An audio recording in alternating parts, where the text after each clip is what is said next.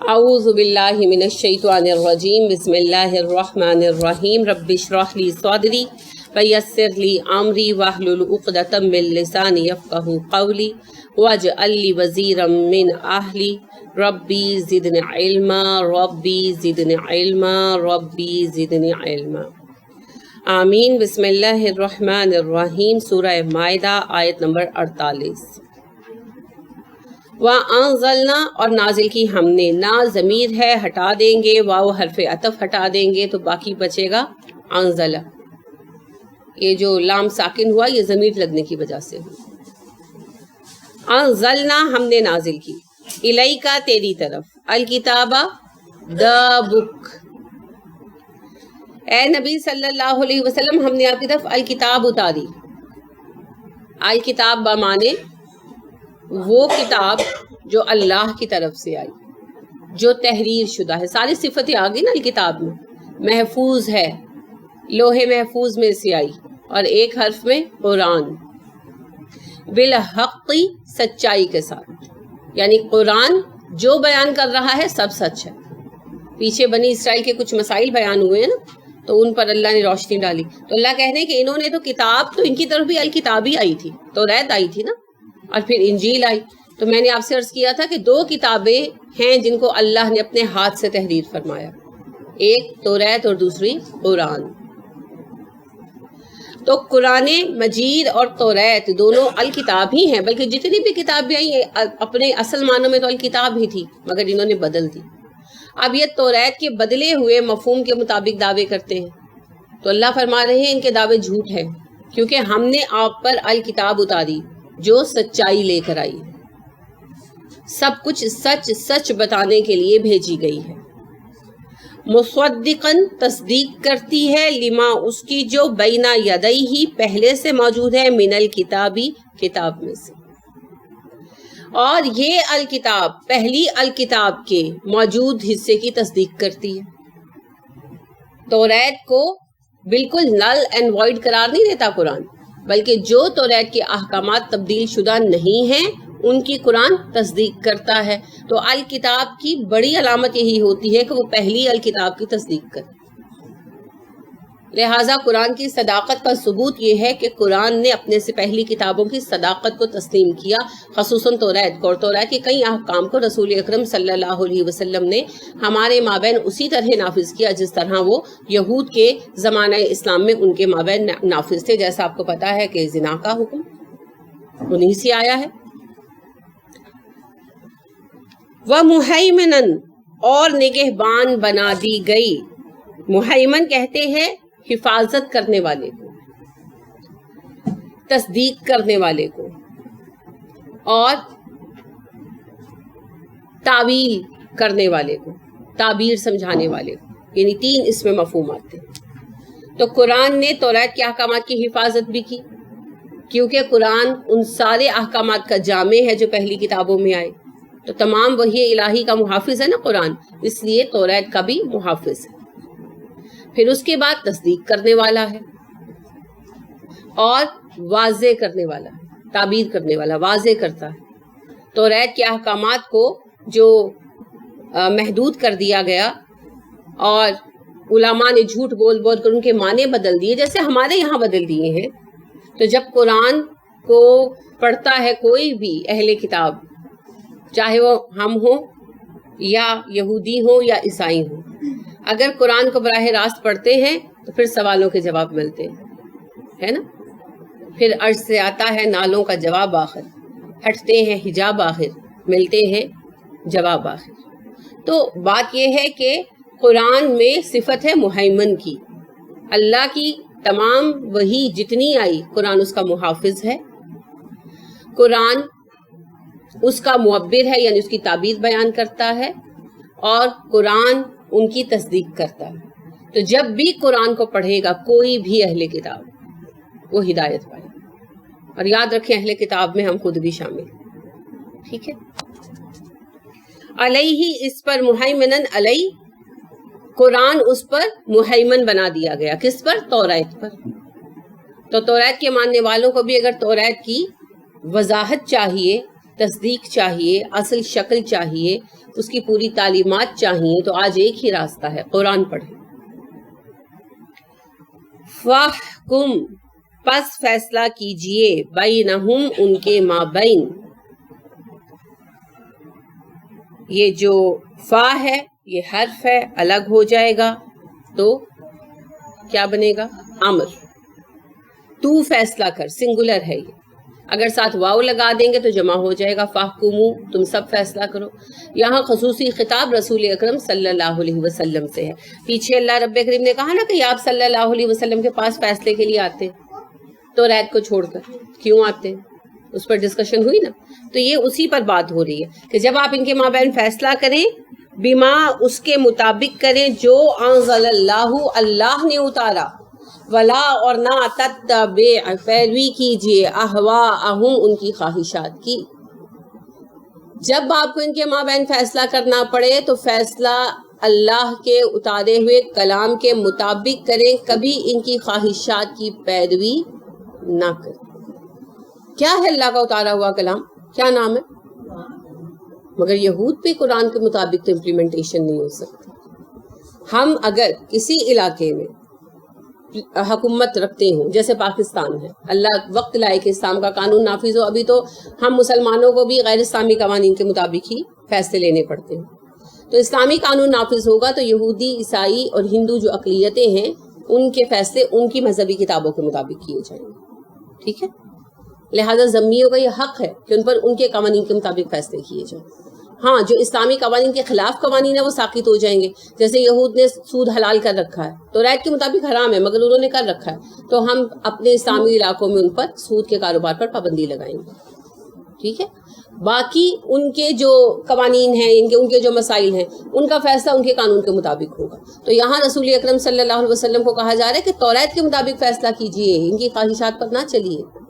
جب یہود کے مابین فیصلہ کرنا ہو نا تو توریت کے قوانین لاگو کیجئے ان کے اوپر، رہ گئی ان کی خواہشات تو ان کی کوئی اہمیت نہیں۔ خواہشات کے پیچھے تو دین بگاڑا انہوں نے بھی اور ہم نے بھی۔ اما، اس سے جو جاءکا، آ گیا آپ کے پاس، من الحق، حق میں سے، اور آپ اس سے ہٹ کر جو آپ کے پاس حق آ چکا ہے ان کی خواہشات کی پیروی نہ کریں۔ یہ پورا جملہ ہے، وَلَا تَتَّبِعْ أَهْوَاءَهُمْ عَمَّا جَاءَكَ مِنَ الْحَقِّ، آپ کے پاس جو حق آ چکا ہے اسے چھوڑ کر اب ان کی خواہشات کی پیروی مت کریں۔ اس سے مراد یہ نہیں کہ یہود پر قرآن کے قوانین لاگو کر دیے جائیں، مطلب یہ ہے کہ یہ بنیادی اصول آ چکا نا کہ فیصلہ اللہ کے قانون کے مطابق ہوگا، یہ قرآن نے سکھا دیا، اور قرآن نے یہ بھی بتا دیا کہ توریت اللہ کا دیا ہوا دین ہے۔ اب جب یہ آپ کے پاس فیصلے کے لیے آئیں تو بنیادی طور پر ان کے مابین فیصلہ توریت کے مطابق ہوگا، اور اگر یہ اسلامی قانون کے مطابق مانے تو قرآن کے مطابق ہوگا۔ یعنی آپ صلی اللہ علیہ وسلم کے پاس آ کے کہتے تھے نا کہ آپ اپنی شریعت کے مطابق فیصلہ کر دیں، جو پیچھے آپ نے بھی پڑھا، وہ کیا کہتے تھے کہ جب ان کو توریت کا کوئی فیصلہ پسند نہیں نہ آتا تھا تو آپ کے پاس آ کر چاہتے تھے کہ کوئی نیا فیصلہ مل جائے، آسانی مل جائے۔ تو آپ صلی اللہ علیہ وسلم اگر قرآن کے مطابق بھی فیصلہ کریں گے تو ویسی آسانی نہیں ملے گی جیسی یہ ڈھونڈتے ہیں کہ چوری کا کوئی سینہ زوری کا کوئی راستہ مل جائے، ہم گناہ گار بھی ہوں اور گناہ گار کہلائیں بھی نہ۔ ایسا کوئی شارٹ کٹ نہ اسلام نے دینا ہے اور نہ ہی توریت نے دینا ہے، کیونکہ توریت بھی تو اسلامی لائی تھی، یہ تو انہوں نے شکل بدل کر یہودیت بنا دی۔ تو بنیادی طور پر یہاں جو کہا گیا آپ کے پاس جو حق آ چکا ہے اس کے خلاف ان کی خواہشات کی پیروی نہ کریں، مراد یہ ہے کہ قرآن نے بتا دیا کہ فیصلے اللہ کے قانون کے مطابق ہوں گے، اور یہ بھی بتا دیا گیا کہ جو توریت ہے یہ اللہ رب کریم کے ہاں سے آنے والی ایک اہم کتاب ہے، تو پھر ان کے ہاں جو فیصلہ ہونا ہے بنیادی طور پر وہ توریت کے مطابق ہو، اس کو یہ رد نہیں کر سکتے۔ لکلن، ہر ایک کے لیے، جعلنا، ہم نے بنایا، منکم، تم میں سے، شرعتن، شریعت، ومنہاجن، اور راستہ۔ لکلن جعلنا منکم شرعتن ومنہاجن، ہم نے تم میں سے ہر ایک کے لیے ایک دستور اور راستہ مقرر کر رکھا ہے۔ یعنی جو امت ہوئی یہودی، یعنی حضرت موسیٰ علیہ السلام کی امت، اور ان سے پہلے بھی امتیں رہیں, تو سب پر شریعت بھیجی گئی, سب پر شریعت بھیجی گئی. اب یہ جو شریعت ہے سب پر بائنڈنگ ہے. شرع کہتے ہیں قانون کو, ٹھیک ہے, اور منہاج کہتے ہیں راستے کو. تو اللہ فرما دے کہ سب کے لیے راستہ بنا دیا گیا, سب کے لیے شریعت بنائی گئی, سب لوگوں کو اپنے اپنے عہد کے مطابق شریعت کا پابند کر دیا گیا. اب ہر ایک پر لازم ہے اس شریعت پر عمل کرنا, وہ اس سے بھاگ نہیں سکتا, اور اسی شریعت کے مطابق فیصلے ہوں گے. ہم پر بھی شریعت نافذ کی گئی. کیا ہے وہ شریعت؟ قرآن. شریعت محمدی کوئی علیحدہ چیز نہیں ہے, قرآن و حدیث شریعت ہے, ٹھیک ہے. تو اس کو فالو کرنا لازم ہے. اب ہمارے ہاں بعد میں ایک چیز پیدا ہوئی, تصوف, زوال کے زمانے میں جا کر. تو دو چیزیں بن گئی, شریعت اور طریقت. طریقت کوئی حقیقی چیز نہیں ہے, یہ بعد میں پیدا ہوئی. تصوف کو طریقت کہا جاتا ہے, اور ہمارے بر صغیر میں خصوصاً اس کا بہت غلغلہ ہے, کیونکہ ہمارا واسطہ ہندوؤں سے رہا نا, تو ہندوؤں کے ہاں جو ہے وہ یہ درویشی کا بہت رہا, سادھو ہونے کا بڑا دستور ہے. اور آپ کو پتا ہے بدھ تھے تو بدھوں میں بھی یہ بہت ہے, تو پھر مسلمانوں میں بھی آیا. لیکن بہت خوبصورت بادشاہ ولی اللہ علیہ رحمہ کہتے ہیں, وہ کہتے ہیں کہ آپ شریعت کے حق میں جتنے, طریقت کے حق میں جتنے چاہے دلائل لے آئیں, قیامت کے روز فیصلہ پھر شریعت کے تحت ہی ہونا ہے نا. تو لہٰذا پھر آپ جتنے بھی جھنڈے اڑا لیں, اور جتنا, کیونکہ لوگ اس کی طرف جھکتے ہیں, اس لیے جھکتے ہیں کہ آسانی ملتی ہے, اور ہارے ہوئے لوگوں کی علامت شکست خوردہ لوگ جو کچھ نہیں نہ کر سکتے, وہ اس طرح کی باتیں کرتے ہیں. اقبال کہتے ہیں جمال عشق و مستی نئے نوازی, جلال عشق و مستی خاک بازی, کمال عشق و مستی ظرف حیدر, زوال عشق و مستی حرف رازی. اب امام رازی کا مجھے نہیں پتا, آپ کو پتا ہے یا نہیں, تصوف کے بہت ویسے عالم تھے, بہت نامور عالم تھے, مگر تصوف کے بہت بڑے پیرو تھے, اور اس کو لوگوں میں بہت عام کیا, اور قرآن سے تصوف کے لیے دلائل تلاش کرتے ہوئے اپنی عمر عزیز برباد کی. تو اقبال کہتے ہیں کمال عشق و مستی ظرف حیدر, علی جیسا جلال اور ظرف تب ہوتا ہے جب انسان میں ایمان کا کمال ہوتا ہے. زوال عشق و مستی حرف رازی, جب اللہ کے اس محبت کا زوال آتا ہے نا, پھر انسان تصوف کی کہانیاں سناتا ہے, بیکار باتیں کرتا ہے, کیونکہ تصوف ہے کچھ مت کرو نا, بیٹھ جاؤ. تو اس کے اسلام میں کوئی حقیقت نہیں ہے. روز قیامت فائنلی فیصلہ پھر شریعت کے مطابق. لہٰذا آپ نے کتنا بھی پڑھا ہو سلیبس سے باہر, آؤٹ آف سلیبس, آپ کتنا بھی جانتے ہو, امتحان تو سلیبس میں سے ہوگا. لہٰذا اگر سلیبس نہیں پڑھا تو آپ فیل ہو جائیں گے. یہی بات ہے سمجھنے کی. اللہ کہتے ہیں ہم نے تمام امتوں کے لیے شریعت یعنی قانون بنا دیا, اور اس شریعت پر چلنا ان کے لیے راستہ مقرر ہو گیا. تو سب کو ان پر عمل کرنا ہوگا. اگر مسلمان نہیں ہو رہے تم, تو ایٹ لیسٹ تمہیں توریت پر عمل کرنا ہوگا. اس کا مطلب یہ نہیں کہ توریت پر عمل کرنے سے بخش دیے جائیں گے خالی. رسول اکرم صلی اللہ علیہ وسلم کے آنے کے بعد جو آپ کو نبی تسلیم نہیں کرتا وہ کافر ہے, لیکن فساد روکنے کا طریقہ تو ہے نا. اگر یہ توریت کے اصل معنوں میں ماننا شروع ہو جائے نا, تو ان کے پاس اسلام قبول کرنے کے سوا راستہ ہی کوئی نہیں رہے گا. تو لہٰذا پھر ذمیوں کے لیے ان کی کتابیں قانون ہیں, اور ہمارے لیے قرآن. ہم پر بھی اللہ کی ناراضگی اسی سبب سے ہے کہ ہم نے شریعت اور منہاج چھوڑ دی. کیونکہ آپ کو یاد ہے سورہ بقرہ کی آیت, جب اللہ رب کریم نے یہود پر ناراضگی ظاہر کی کہ تم خانہ جنگی کرتے ہو, اور جب قیدی بن جاتے ہیں یہود تو پھر ان کا فدیہ دیتے ہو, اور کہتے ہو کہ ہمیں حکم دیا گیا کہ فدیہ دے کر یہودیوں کو چھڑا لو. تو پھر اللہ نے اس پر کیا تبصرہ کیا, کچھ کو مانتے ہو, شاباش. افتؤمنون ببعض الکتاب وتکفرون ببعض, کیا تم قرآن کی کتاب کے کسی حصے پر ایمان لاتے ہو, کسی پر نہیں لاتے ہو؟ تو پھر جو ایسا کرے اس کی سزا کیا ہے؟ کیا سزا بیان کی گئی؟ دنیا میں رسوائی اور خزی فی الحیات الدنیا وفی الآخرۃ یردون الی اشد العذاب.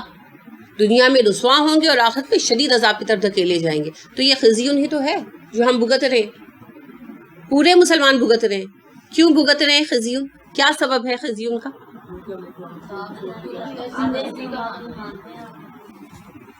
کسی کو مانتے ہیں کسی کو. وَلَوْ اگر شاء چاہتا ہے اللہ اللہ لَجَعَلَكُمْ لازمن بناتا تمہیں، لام تاکید ہے، جعل بناتا کم تمہیں، امتن گروہ، واحدتن ایک ہی. اگر اللہ چاہتا تم سب کو ایک گروہ بنا دیتا، یعنی ایک نبی آتے اور انسان ہمیشہ ان کے پیروکار رہتے. جیسے فرشتے کبھی اللہ کی نافرمانی نہیں کرتے، یہ بھی نہ ہم انسان بھی نہ کرتے. ولیکن لیکن لیبلوکم، لی تاکہ، اب دیکھیں لا اور لی کا فرق ہے، لام تاکید ہے اور لی کے لیے، تاکہ. کم ضمیر ہے، یبلوا وہ تمہیں آزمائے. یبلوا کا مطلب ہے اصل میں وہ آزمائے، کم تمہیں، لیبلوکم تاکہ وہ تمہیں آزمائے، فی ما اس میں جو، آتاکم اس نے تمہیں دیا. کم ضمیر ہے اور آتا جو ہے وہ فعل ہے، عطا یاتو سے ہے. تاکہ وہ آزمائے تمہیں اس علم اور چیزوں میں جو اس نے تمہیں عطا کی. فاستبقوا الخیرات پس تم نیکیوں میں سبقت کرو، جلدی کرو، مقابلہ کرو. بہت اہم بات ہے. اگر اللہ چاہتا تو سب انسانوں کو ایک گروہ بنا دیتا، مگر ارادہ اور اختیار دیا گیا اس لیے کہ انسانوں کو آزمائے ان نعمتوں کے ساتھ جو انہیں دی گئی. تو تم ہر حال میں نیکیوں میں سبقت کرو.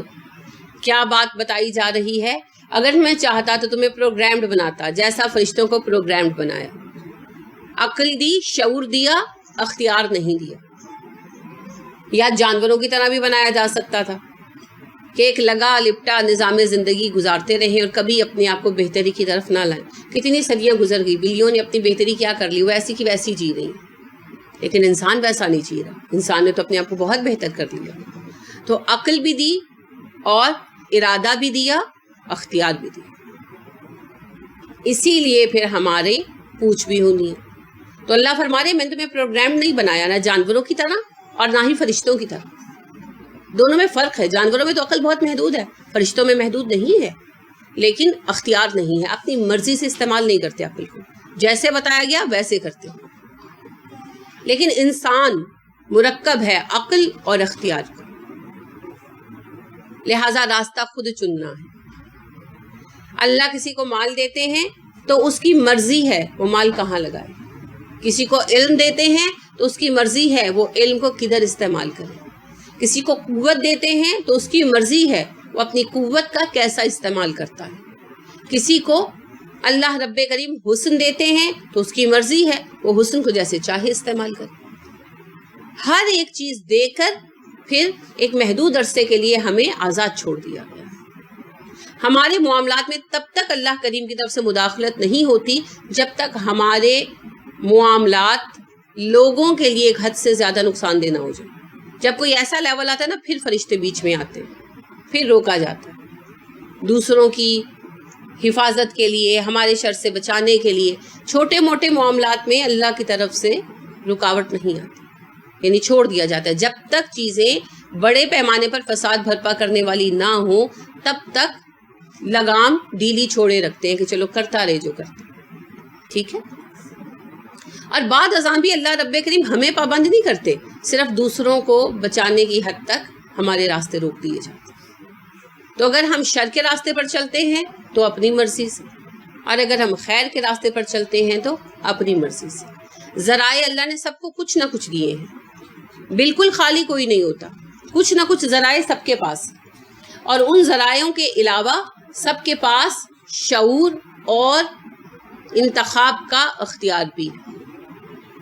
جیسے آپ ووٹ ڈالتے ہیں تو اپنی مرضی سے ڈالتے ہیں نا، چاہے پیسے کے لیے ڈالیں، چاہے کسی یعنی گروپ کی محبت میں ڈالیں، جو بھی سبب ہو، چوائس آپ کی ہوتی ہے. بس اسی طرح سے ہے. یا کھانے کے ٹیبل کے پر آپ کے سامنے کھانا پڑا ہے، سب کچھ لگا ہوا ہے، میٹھا بھی لگا ہوا ہے، نمکین بھی لگا ہوا ہے.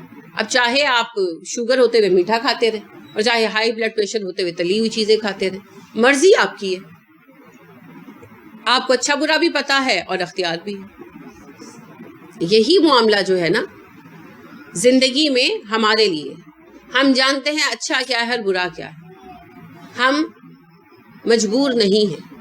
یہ جو فلسفہ ہے نا جبر کا، یہ غلط ہے. یہ تصوف کے نظریات میں سے ایک نظریہ ہے اور بہت معروف ہوا. اسے کہتے ہیں نظریہ جبر و قدر. جبر اکراہ، مجبوری، کہ انسان مجبور محض ہے. یہ کہنے کی بات ہے کہ انسان کو اختیار ہے. جو تقدیر میں لکھ دیا گیا ہے انسان اس تقدیر کے ان اشاروں پر کٹ پتلی کی طرح عمل کرتا ہے. ایسی کوئی بات نہیں. اللہ نے جو کچھ لکھا اپنے علم کامل سے لکھا. یہ نہیں لکھا کہ 2018 میں فلک ناز یہ کرے گی، اس کو کرنا پڑے گا، یہ نہیں لکھا. بلکہ یہ لکھا گیا کہ جب 2018 میں فلک ناز یہ کرے گی تو رزلٹ یہ نکلے گا. کرے گی اپنے ارادے سے. اب چاہے میں صحیح کروں یا غلط کروں. ہاں یہ ہے کہ دوسرے کو بچا لیا جاتا ہے. کسی نے کسی کو قتل کرنا چاہا تو اس کو قتل سے نہیں اللہ روک دیں گے، دوسرے کی زندگی ہے تو نشانہ خطا ہو جائے گا. ٹھیک ہے، تو چیزوں کو اللہ بیلنس ضرور کر دیتے ہیں لیکن ہمارے راستے میں رکاوٹیں نہیں آتی، کیونکہ اللہ نے ہمیں اس دنیا کی حد تک اختیار دے رکھا. اسی اختیار کا نام ہے عمل اور اسی اعمال نامے پر حساب ہونا. ٹھیک ہے، تو یہ جو تقدیر کا فلسفہ ہے نا، اس کو غلط پڑھا کر انسانوں کو بے عمل بنایا گیا. یہ جو تقدیر میں لکھا ہے وہی ہونا ہے، نہیں. اللہ رب کریم نے کچھ چیزیں طے کر دی، ٹھیک ہے، جسے آپ تقدیر مبرم کہتے ہیں اور تقدیر غیر مبرم. غیر مبرم وہ ہوتی ہے جو تبدیل نہیں ہوتی. تو تقدیر غیر مبرم کون سی ہے؟ موت کا وقت، رزق کی مقدار، بیماری اور تندرستی کے اوقات. اور مبرم وہ ہے جو تبدیل ہوتی رہتی ہے. بیماری کیوں آئے گی؟ شادی، زندگی میں رنج آنا ہے تو شادی غلط کر لی تو آیا ہے کیا؟ وہ ہمارے ذاتی اختیارات ہیں. یہ بات بھی غلط ہے کہ جوڑے آسمانوں پر بنتے ہیں. صحیح کہہ رہی ہوں لیکن یہ حقیقت نہیں ہے، کیونکہ اگر ایسا ہوتا تو رسول اکرم صلی اللہ علیہ وسلم یہ نہ کہتے کہ جو شخص اپنی بد زبان بیوی کو بھی طلاق نہ دے قیامت کے دن اس کی سنوائی نہیں ہوگی. 3 لوگوں کے لیے کہا نا کہ ان کے کیس کی سماعت نہیں ہوگی. ایک وہ شخص جو کسی کو قرض دے اور اس کی تحریری ضمانت نہ لے. دوسرا وہ شخص جس نے یتیم کا مال یتیم کی کم سنی میں اس کے حوالے کر دیا، رشد کے بغیر حوالے کر دیا. اور تیسرا وہ شخص جس کی بیوی زبان دراز اور بد اخلاق اور وہ اس کو نہ چھوڑے. تو قیامت کے دن اگر وہ کمپلین کرے نا کہ اللہ جی میری بیوی نے یوں ستایا ہے وہ ستایا، تو اس کی کیس کی سنوائی نہیں ہوگی. تمہیں حق دیا گیا تھا. تو اگر پھر یہ جوڑے آسمانوں پر بنے ہوں تو پھر اللہ سوال کرنے کا تو حق نہیں رکھتا.